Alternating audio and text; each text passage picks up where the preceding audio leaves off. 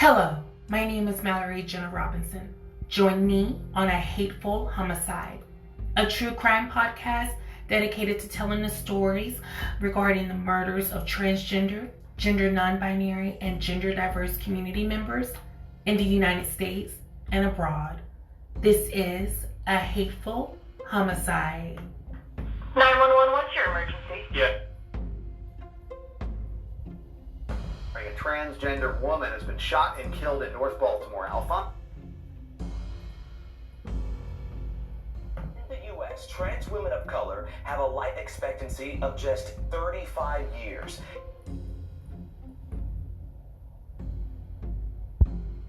This happens on a daily. Another one of my friends got killed right up the street from here.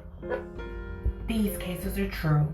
The victims are real, and their voices matter. This is A Hateful Homicide.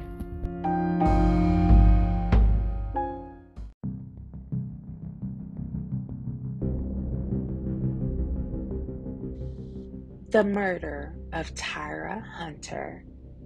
Monday, August 7th, 1995, Washington, D.C.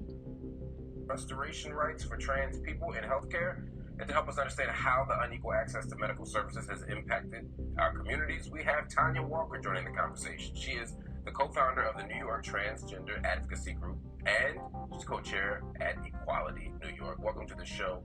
Tanya, what's your take on today's announcement by the Biden administration? I think it's a wonderful announcement. Transgender people will now be able to access health care without being discriminated against by hospital staff. I mean, if you go to the doctor and you're bleeding from a gunshot wound or a knife wound, and the doctor is there or the nurse, and they say, because of my religion, I cannot treat you, then that person, trans person could die. It's Monday, August 7th, 1995, in the nation's capital of Washington, D.C. It's where 24-year-old African-American transgender female Tyra Hunter resided.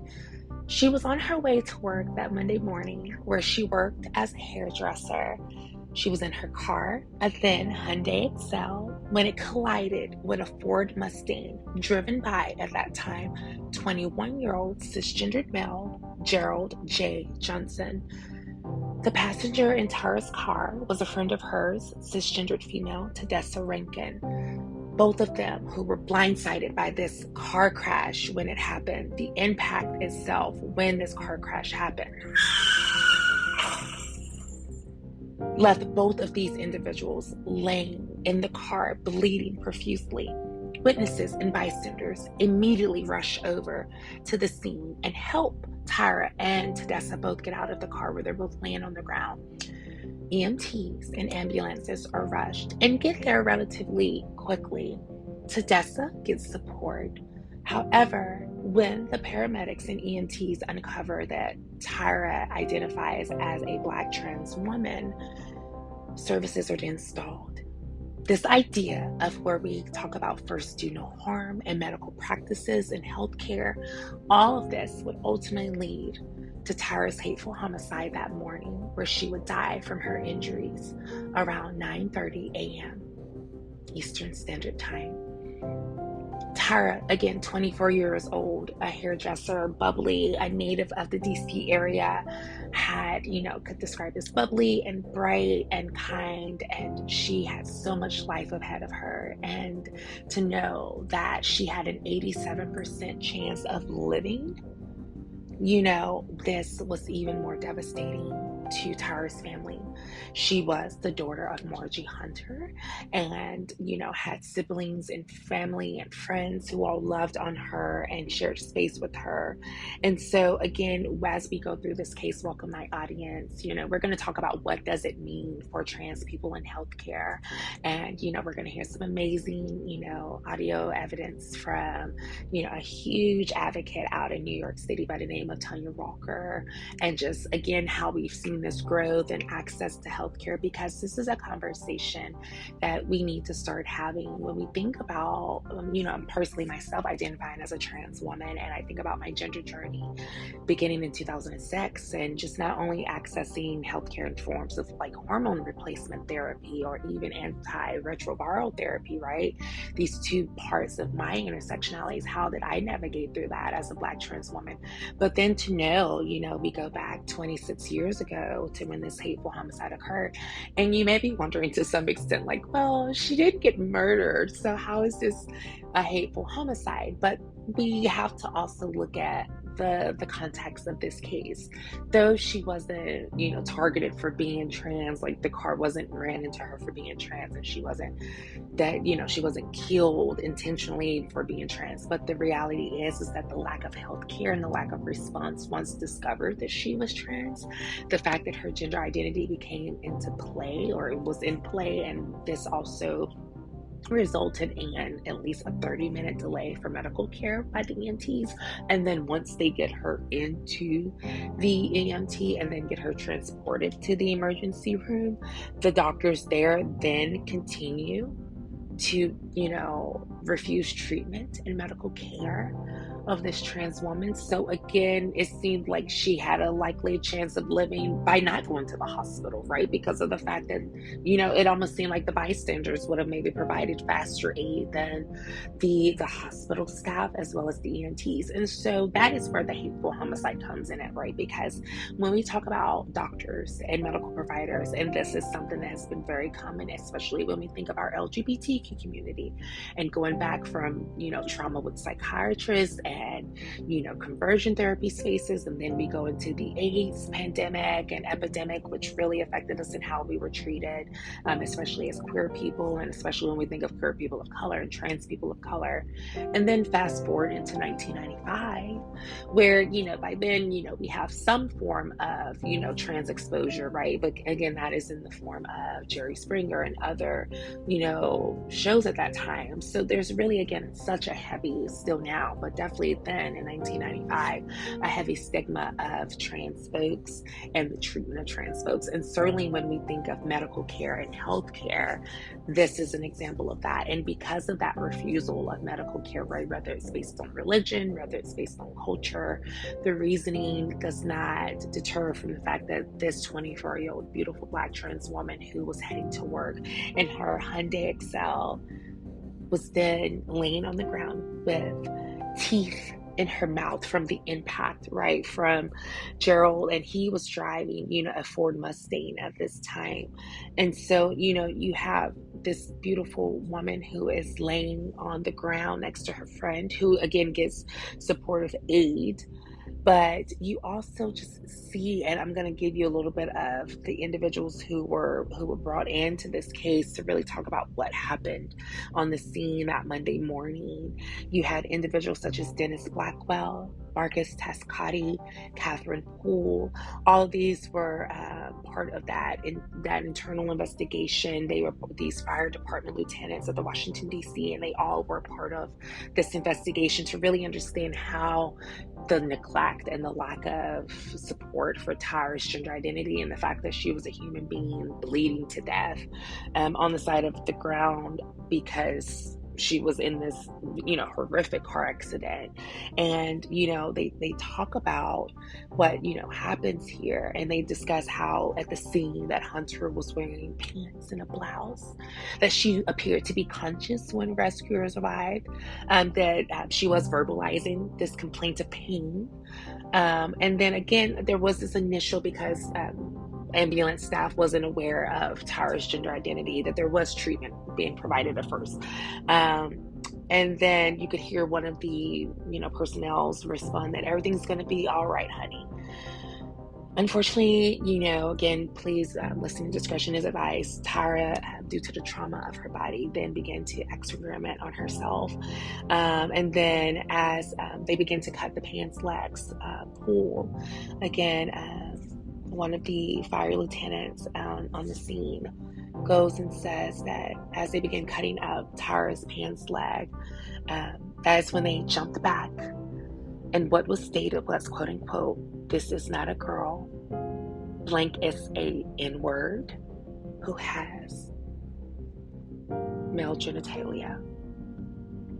So with that language already being, explicit, inflammatory, derogatory, Tyra, her intersectionalities were already counting against her. And then on top of that, if you unpack these levels of race and gender, but then they also then correlate that to Tyra must be a victim of AIDS, must be a survivor of AIDS, right? All of this is just things that they start to completely intersectionalize her with. And what happens is Poole again said that this Black technician, this was again all eyewitness, ear witness as well, got up, went over to his partner, and they began laughing and telling jokes. And then again, Hunter laid there for about 5 minutes without treatment.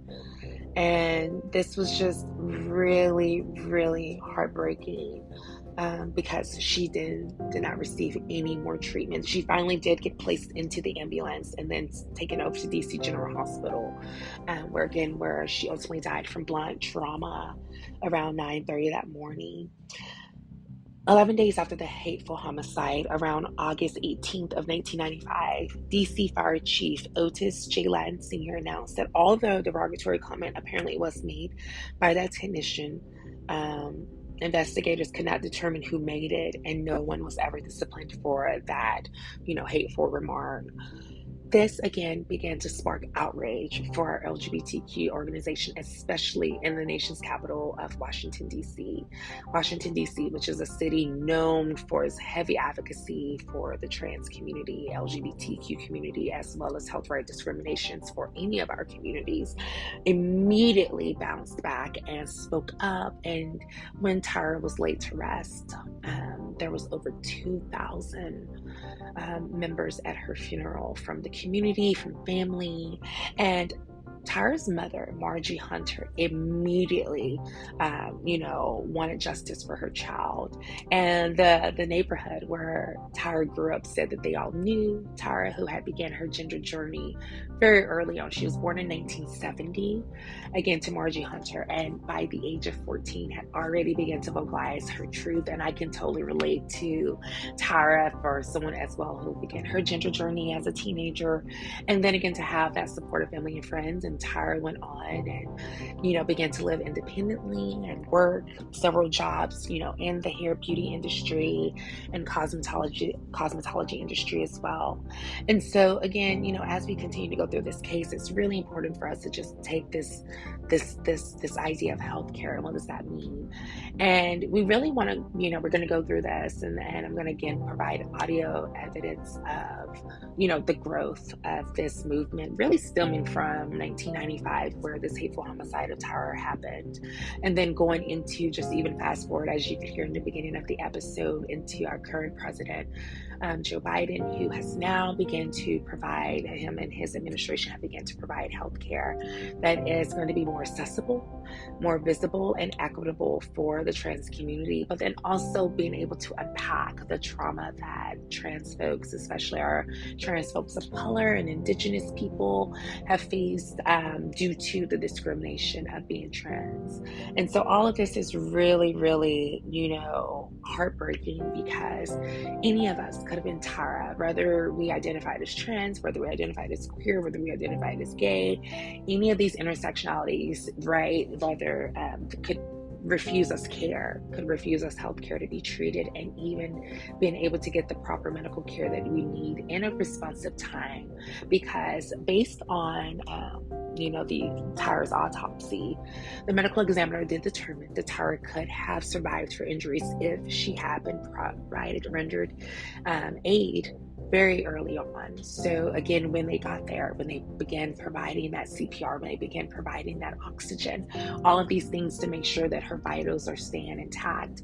And then upon arriving and learning that she's trans, and then refusing care, but still gave her a ride to the hospital. And then we have to, evaluate how long did it take for them to get her to the emergency room, right, to this DC General Hospital. Did it take, was the ambulance sirens on? Because this was a very, very traumatic car accident. But I did also want to, take a moment and go back and talk about Gerald J. Johnson, the 21-year-old cisgender man who blindsided, who kind of T-boned this car and really catalyzed this whole, situation. And he was charged. He survived this car accident, and he was charged with negligent homicide, and so and he was placed in that jail for that, and ultimately was given a fine. So there wasn't much really done for Gerald J. Johnson, and since then he has went on and lived his life. But around December of 1998, 3 years after the hateful homicide of Tyra Hunter, her mother, Margie Hunter, was awarded over $2 million by Washington, D.C.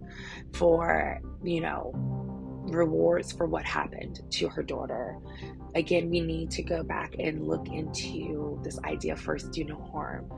When a person goes into medical care, medical practice, whether it's an EMT, a pharmacist, a doctor, and or surgeon, it is their goal to make sure that they are providing medical care to every person that needs it, regardless of gender identity, sexual orientation, or regardless of how the person who's providing that care identifies religion and or culture. That has nothing to do with Tyra's need for treatment. She had been in a severe car accident and injuries throughout her body. Her teeth had been knocked out of her mouth. She was choking on her own blood. She began to urinate on herself because her body was going through the spastic trauma of just trying to process what's going on. The homeostasis, which is the body's temperature thermostat, is off balance. Our human body thermostat, this is my biology and history brain from college, you all, but our body's thermostat is supposed to stay at 98.6 degrees. That's why our temperatures are checked. Again, this was a summertime, so Tyra's body was going into shock. She's losing blood, so her body temperature is dropping. As a result, she then begins to urinate and have all of these other, symptoms of an imbalance homeostasis, an imbalance of severe trauma to the body. All of these things have impacted her body so severely that if she would have received that aid immediately, continuously, from the time that she was, from the time of impact to the time that she was brought into DC General Hospital, most likely Tyra would still be with us today and being able to tell her story. And what this case does for us is to continue to raise awareness, because Tyra's case was one of the first cases where we had to go back and take a look into how our Black and brown trans folks have been treated in healthcare, whether it's an ambulance ride or whether it's being at the hospital. This refusal of care due to religious and cultural reasons or just bigotry, period, has to stop. And so, when we fast forward into 2021, where we have our, now president who is making sure that these practices are no longer in play, right? That you can't refuse medical care, that trans folks can't die, as you heard from Tanya Walker, if it's from a gunshot wound or a stab wound, that, okay, they're just bleeding here. Well, my religion says I don't have to serve trans people. That is going to have to stop, right? Because that is not what we as a society and as we as people should be doing to each other, regardless of who you are, how you identify, how you express. That does not give anyone in the medical profession the right to refuse medical treatment, and especially when that medical treatment can result in your mortality. And so we just have to continue to really think about that. But what I want to do now is just take a moment and really go into this idea of the growth of the case, and really just give you a little bit more into what Tanya really was dealing with at this time, and kind of give you an idea of what was going on just a few years ago, back in 2015, and how this was 20 years after the hateful homicide of Tyra Hunter, but nonetheless still gives you this sense of chronology of the fight for healthcare justice for our trans folks. I didn't know. I know. Just you saying Black Lives Matter, it's like, yeah, all Black Lives Matter, and that certainly includes Black trans lives. And I think that's part of why the numbers are so stark. I mean, a 2015 survey by the National Center for Transgender Equality discovered that more than a third of respondents who saw a healthcare provider had a negative experience. When you look at the numbers for Black and brown people, it gets multiplied. And for Black trans women in particular, we see just extraordinarily bad numbers. Your story, your awful experiences leading to this lawsuit is not an anomaly. It's not an outlier. This is something that happens every day. These are experiences that you share, but also that many people share. No? Yes, and it's still happening. Doctors are not taught about trans cultural sensitivity or cultural humility training when they're in school, and therefore, when they meet us in person, they get our gender pronouns wrong. They don't know how to deal with a trans person. I mean, we've been here since the beginning of time. I mean, now we have an identity and a politically correct name that they call us transgender people, and we're visible now, and it seems like since we're visible, they're killing more and more trans women. We're the main targets of all of the right. There's hatred. I mean, they're raising money off of attacking transgender children.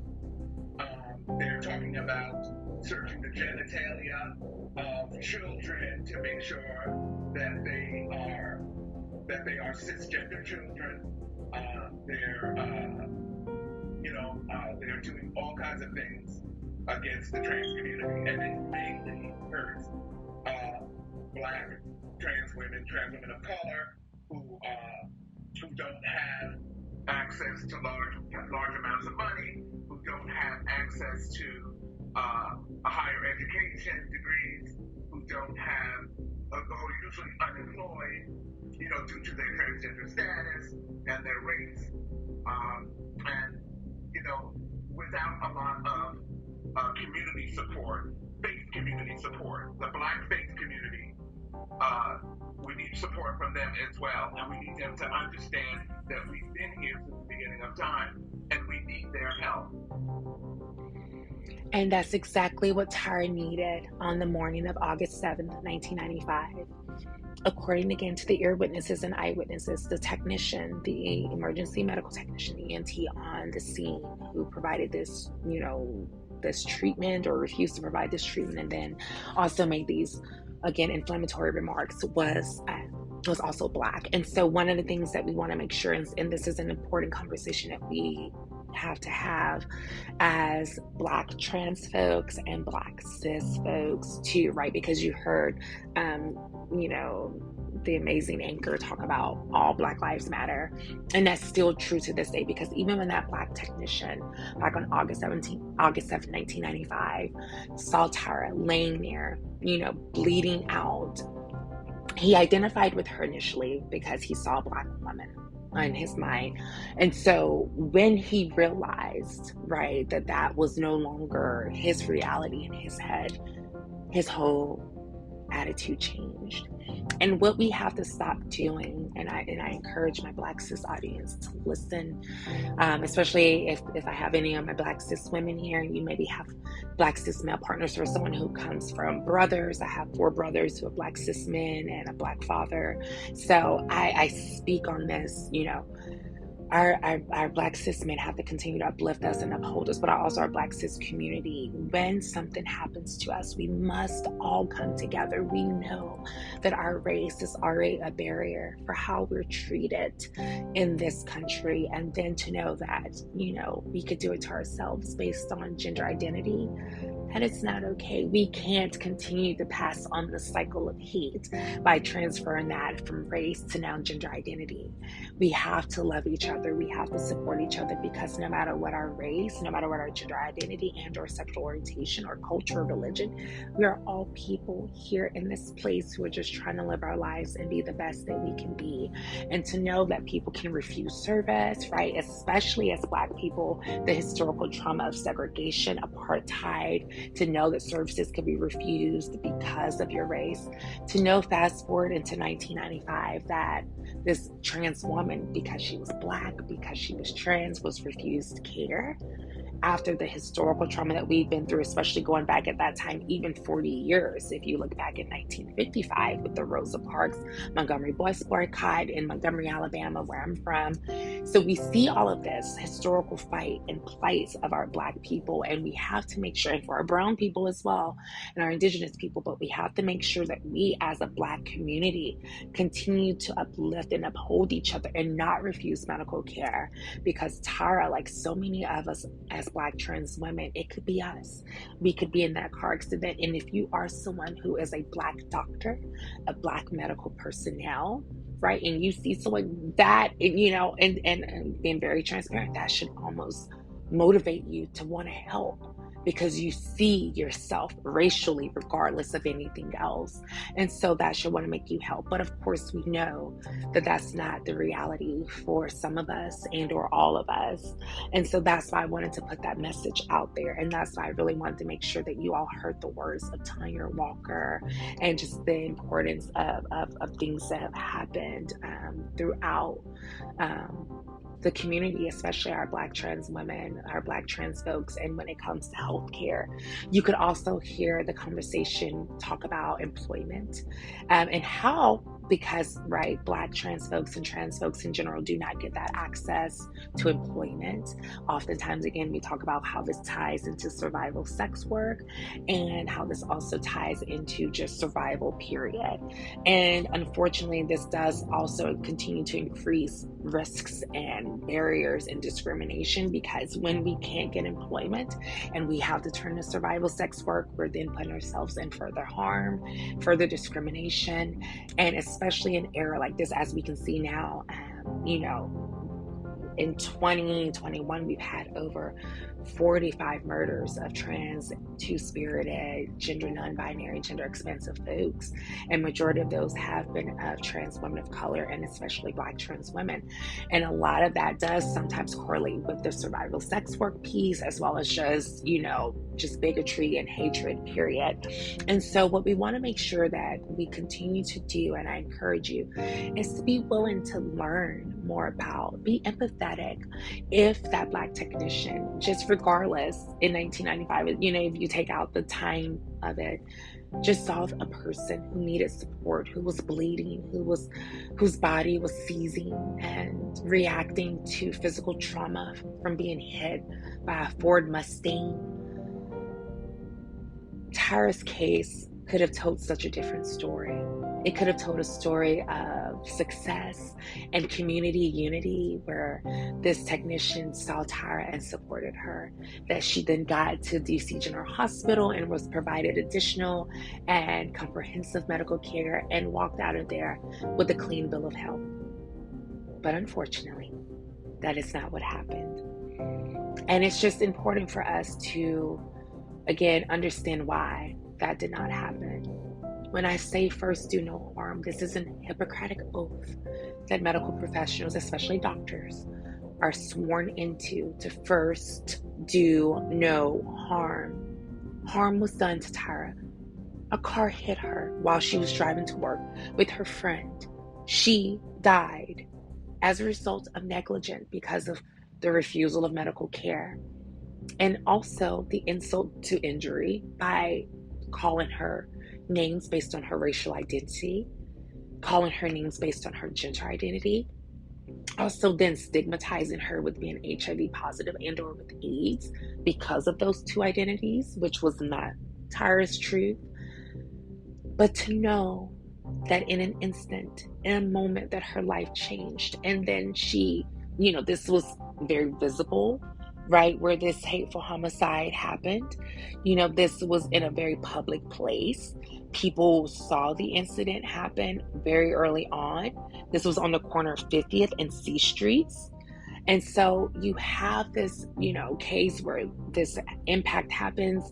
People come over, get her out of the car, her and her friend Tedessa Rankins, and Tyra is dead 2 hours later. And though, again, typically we could say, well, car accidents happen and, people die in car accidents. Absolutely.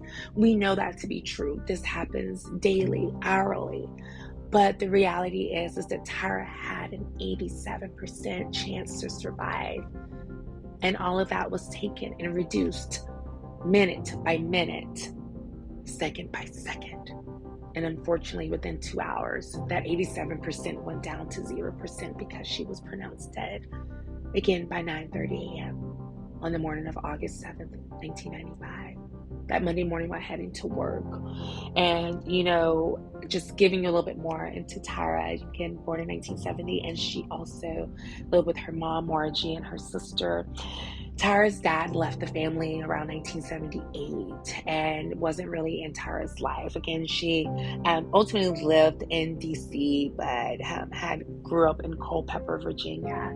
And so, Margie Hunter, who was 53 at the time and was a very, very supportive parent, can recall when she sat down with the Washington Post, she sat down with the interviewer, and she talks about really sitting down with her daughter earliest 1984, 11 years before Tyra's hateful homicide. And she sits down and she remember her daughter coming to her and saying, "Mom, this is me.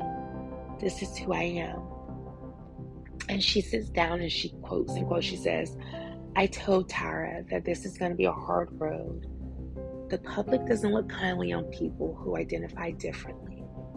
But if you can deal with that, then you should go ahead and be who you are." And Margie also states that she knew that she could accept it.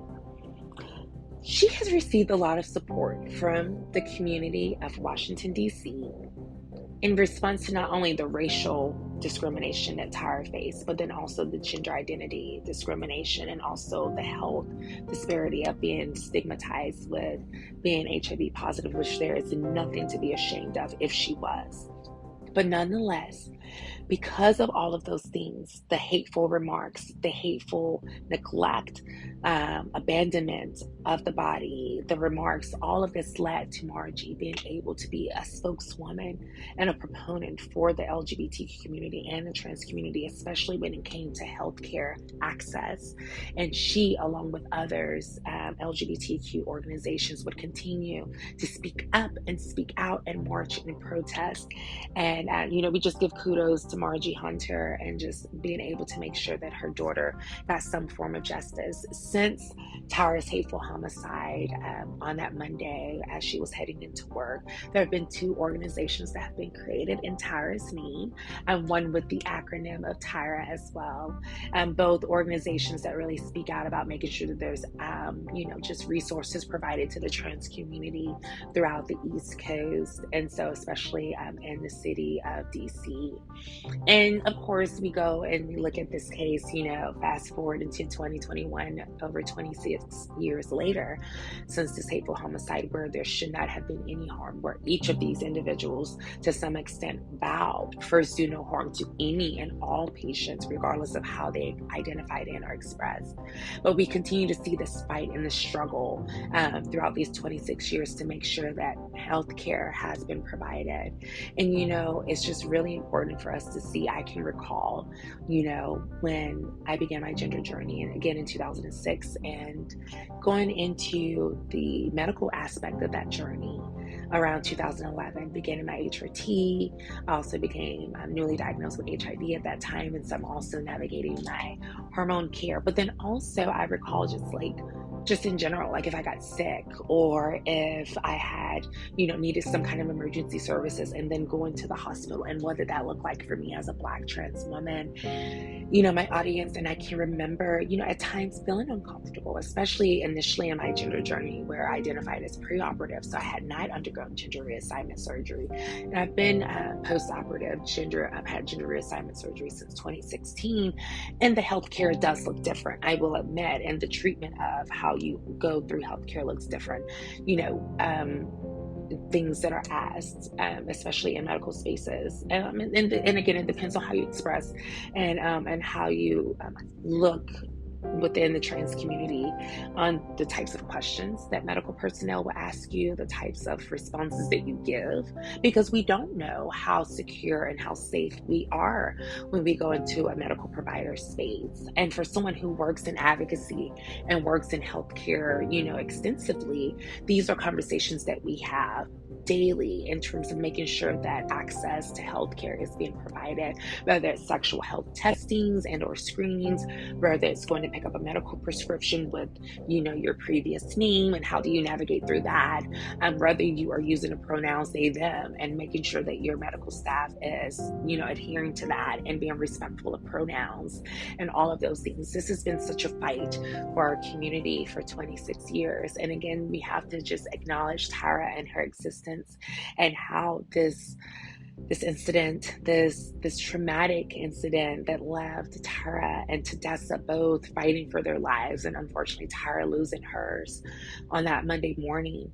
But we have to look at how all of that has really catalyzed this movement to making sure that trans folks, especially our trans women of color, specifically our Black trans women, on how they're being treated. But I can remember going into these medical spaces and I'm being asked about, when's the last time I've had my cycle, right? Because they're not even correlating the fact that I'm trans. And so all of these things, and then you have to peel back and like, okay, how am I going to have this conversation with, a medical staff about being trans? Am I going to be treated differently?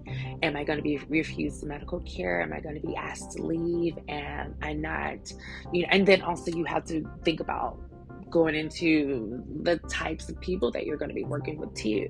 We typically have more of an association with cis women, especially cis women caregivers, been a little bit more empathetic.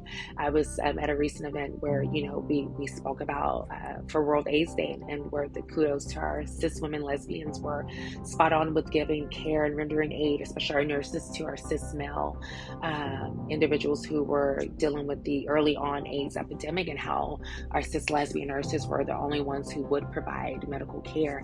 And so again, as we go into these medical spaces as trans folks too, a lot of times we will typically want to speak with someone who is of a cis woman experience because we feel more comfortable.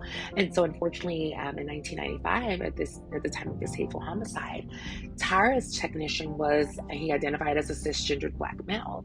And so how does that look like treatment for healthcare? How does that determine how we're treated too, if the provider is a cis male and or cis female?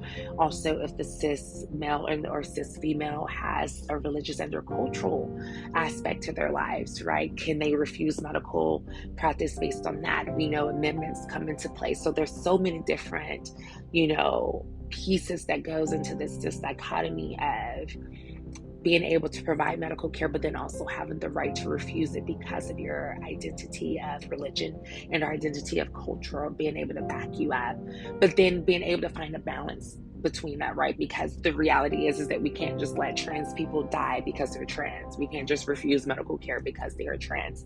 So that itself can no longer continue. And that is why these past 26 years, there's been such a strong